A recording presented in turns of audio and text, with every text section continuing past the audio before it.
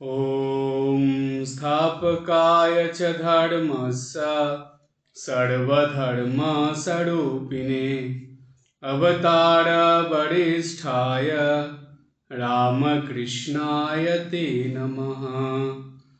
ॐ तव कथामृतं तप्तजीवनं कविभिरीडितं कल्मषापहं श्रवणमङ्गलं श्रीमदाततं भुवि गिनन्ति ये भूरिदा जनाः।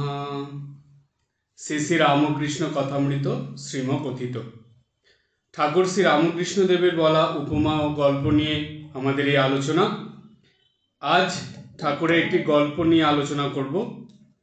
একটি ছোট্ট গল্প, কিন্তু সেই গল্পের মাধ্যমে ঠাকুর যে কি ছিলেন, তিনি নিজের আসল সেই স্বরূপটা পরোক্ষভাবে ভক্তদেরকে বা সমস্ত মানব জাতিকে বুঝিয়ে দিয়েছিলেন।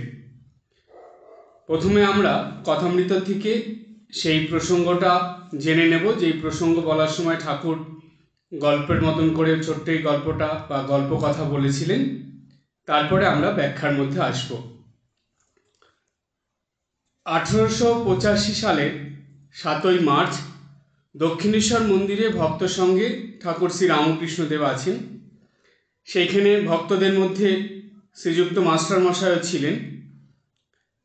শ্রী রামকৃষ্ণ মাস্টারের প্রতি, এখন মাকে বলছিলাম আর বকতে পারি না, আর বলছিলাম মা যেন একবার ছুঁয়ে দিলে লোকের চৈতন্য হয়।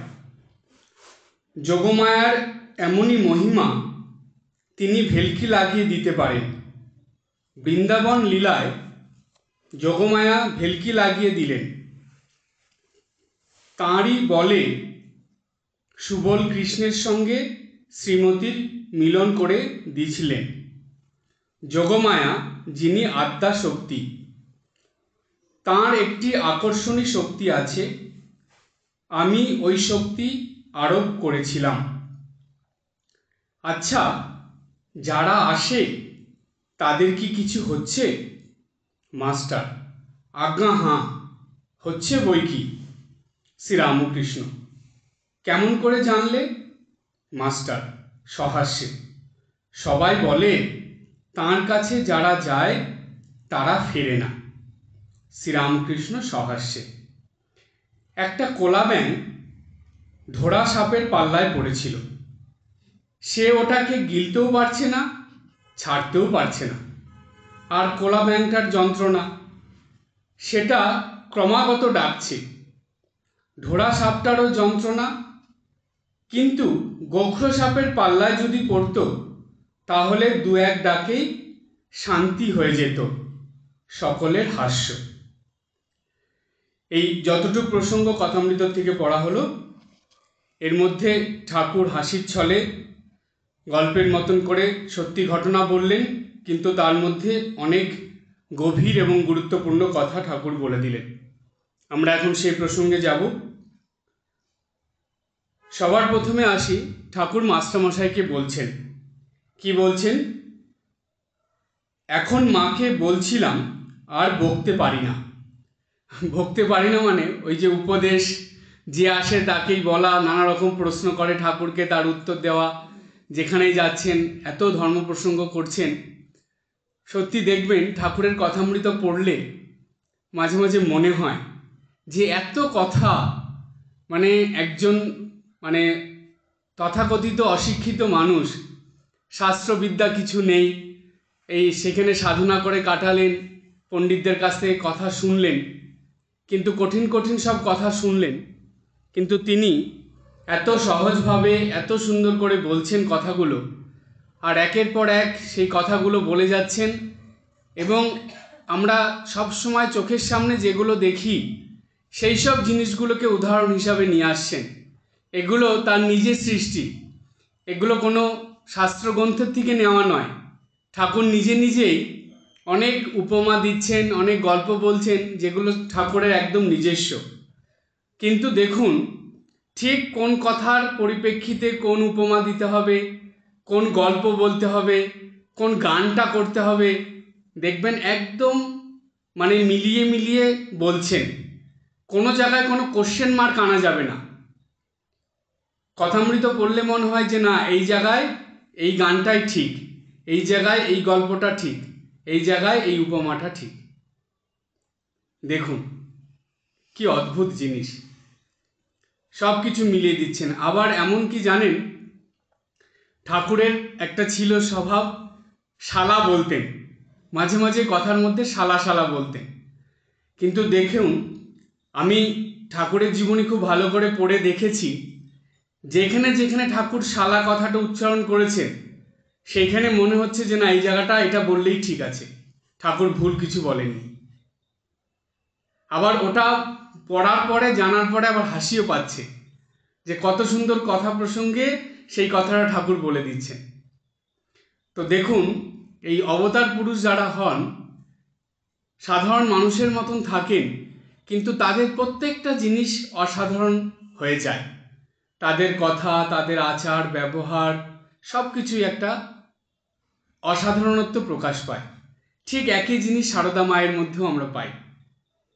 ঠাকুরের যতটা সাধারণ ছিলেন তার থেকেও বেশি সাধারণভাবে জীবন কাটিয়েছেন আমাদের মা, কিন্তু দেখুন মায়ের প্রত্যেকটা জিনিস অসাধারণ।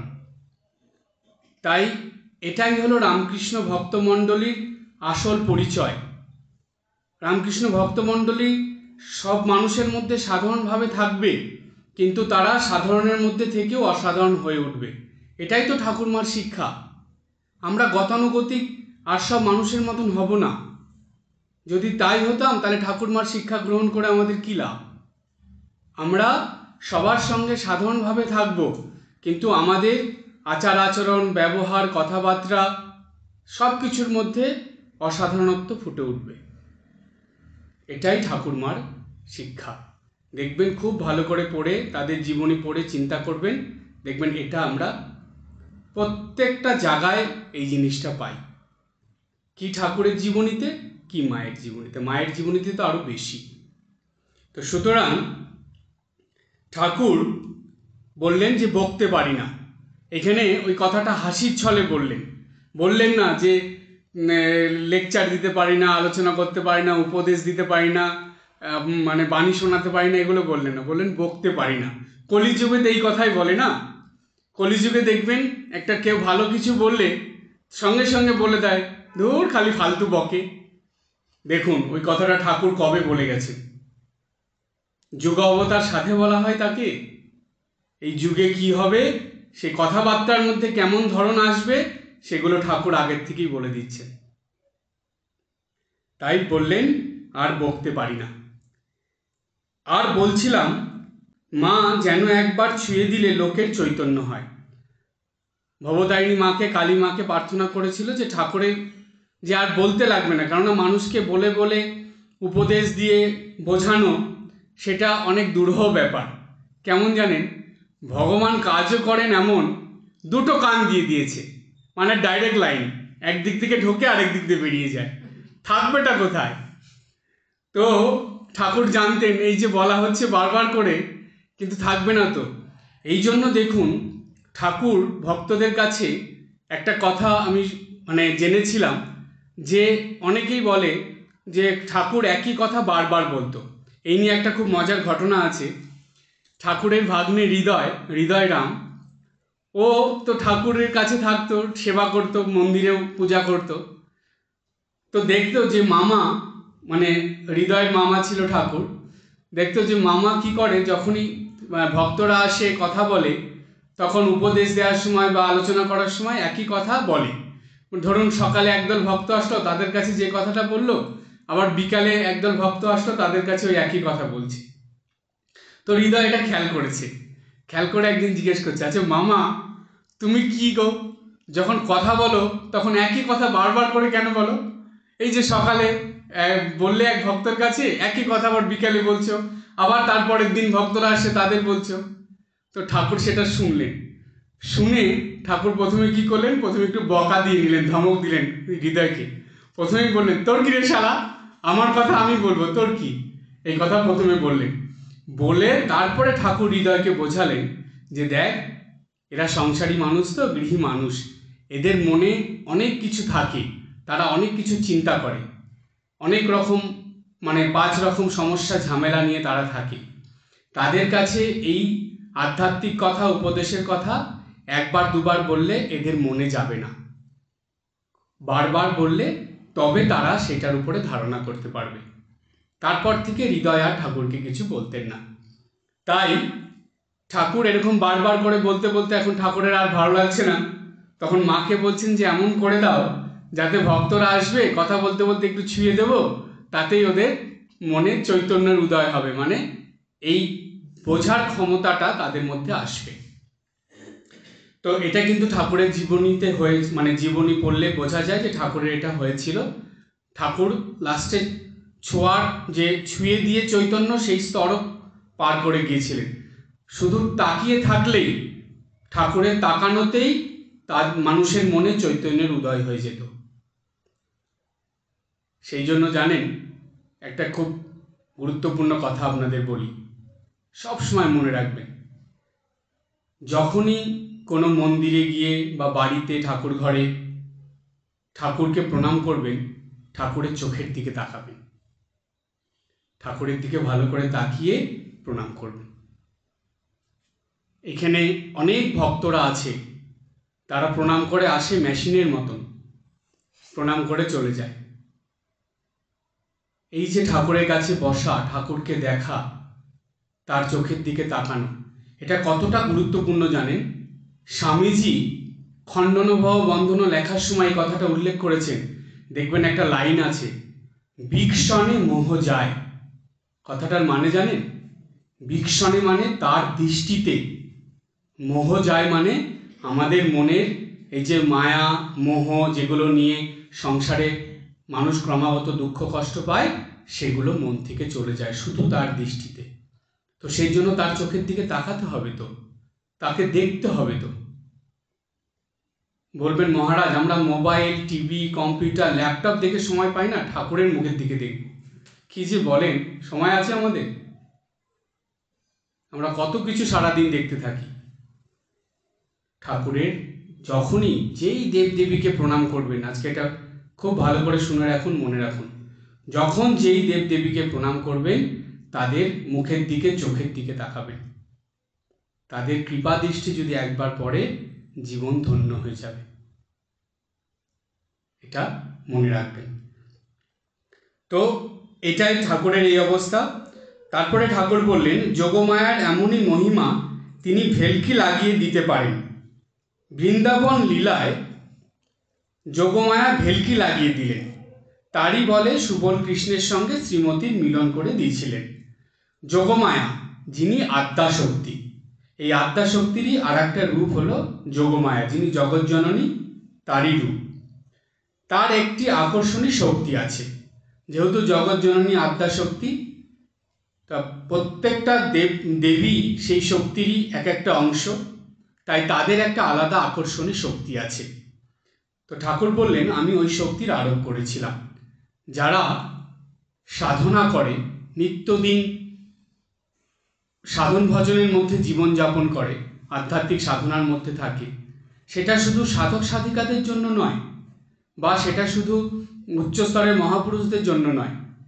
এই কথাটা সংসারী গৃহী মানুষদের জন্য, যারা নিত্যদিন গুরুবাক্য পালন করে, নিত্যদিন সাধন ভজন করে, তাদের মধ্যে এই যোগমায়ার কৃপায় একটা আকর্ষণী শক্তি তৈরি হয়। কেন?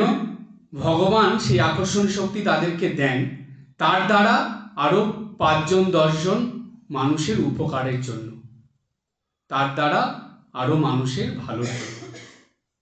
এই শক্তিটা যোগমায়া সেই ভক্তকে দেন, কিন্তু তাকে ভক্ত মানে মুখে মুখে ভক্ত নয়, মন থেকে, অন্তর থেকে ভক্ত হতে হবে। ভক্ত কাকে বলে জানেন? এক কথায় আপনাদের বলে দিই, যার সকল কিছুতে ভক্তি থাকে সেই হলো ভক্ত। সকল কিছু মানে কি? কাজকর্ম, চিন্তা ভাবনা, কথাবার্তা, আচার আচরণ, ব্যবহার, সব কিছুর মধ্যে ভক্তি থাকবে। ভক্তি হলো মেন, তবেই সে ভক্ত। মন্দিরে আশ্রমে এসে মহারাজদের সঙ্গে কথা বলার সময় উৎসব অনুষ্ঠানে ভক্ত, আর বাড়িতে দেখলেই শূর্পণখার রূপ, সে কিন্তু ভক্ত নয়।